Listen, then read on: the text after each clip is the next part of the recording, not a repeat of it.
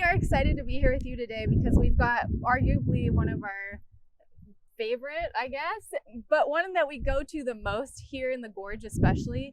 This is the Scott Subcross series. It's got a couple of different models within the series, but the real beauty of it is that they're just an all-around bike that is great for a variety of riders. You can go on-road, off-road, and they're just ready to roll for commuting or leisure riding or really some light trail too, which is kind of fun. Totally. This is the Subcross 30 right next to me in this awesome low entry frame. Great off-road tires, ready to hit some light trails. It's really a jack of all trades. The cool thing about the 30, besides the step-through frame, is that it just has a ton of value to it. So it's a really nice entry-level price point. You get those off-road knobby tires. You get something that feels really sporty, for lack of a better description. And you've also got the Bosch system. Bugs, you had just pointed out to me earlier that you can actually upgrade to a larger battery if you wanted to on the Subcross 30, which is a nice benefit, especially in a commuting sense. And you can add on certain additions if you feel like lights are something that you want. Totally. All of these Subcross bikes come pre-wired so that you can actually, these are our go-to if you want to hold that up, Bugs. Yeah, the Night Rider E-Pro combo, front and rear taillight, super easy to install. The Scotts are pre-wired for lights, which is really handy. And yeah, as Jody mentioned, even on the extra small frame, you've got room for the next size up battery, the 625. So if you find yourself riding longer, the bike can accommodate you, which is really cool. Part of what keeps the price down on this is that it does come without fenders, without lights, all of those things that you can add. Without the rack, you can add that too. It also comes with the really smooth and efficient Bosch Active Line motor and that 400 watt-hour power pack, which you can upgrade if you want.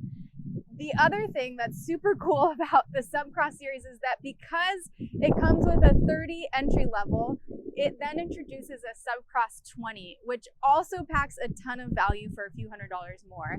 And you really bump up to a much more sophisticated bike, in my opinion, with the Subcross 20. It has the Bosch CX motor, so a ton of torque, and it has a 500 watt-hour power pack, so a little bit more battery life to it too. Still has that ability though. The frame can take the next size up. So again, you find yourself pushing the envelope a little bit range-wise, the bike can accommodate you. I also love the fact that they're on the new Smart system. Super handy. The display is really easy to read. And as you mentioned, that Bosch CX is choice. Especially for the hills and the gorge. Yeah, the Intuvia 100 is the Smart system display that the Subcross 20 comes equipped with. And I was playing around with it a little bit yesterday. It's really intuitive, which the name leads you to believe, but it's super nice. It has those Smart system features without kind of the new agey look to it. So yeah, it's just the tried and true Intuvia to a next level. What are, just in a nutshell, some of those Smart system features for the Intuvia 100 in case? So there's a new app, the Bosch Flow app, that you can pair so you can track all your fitness data, stuff like that. I really like the new controller over here. It's very ergonomic and intuitive, pun intended. And then of course there's more data you could access. Bear in mind the Bosch system can be upgraded. So even though the 30 has the Purion, you could upgrade the display to one of their different like Kiox or Nion families.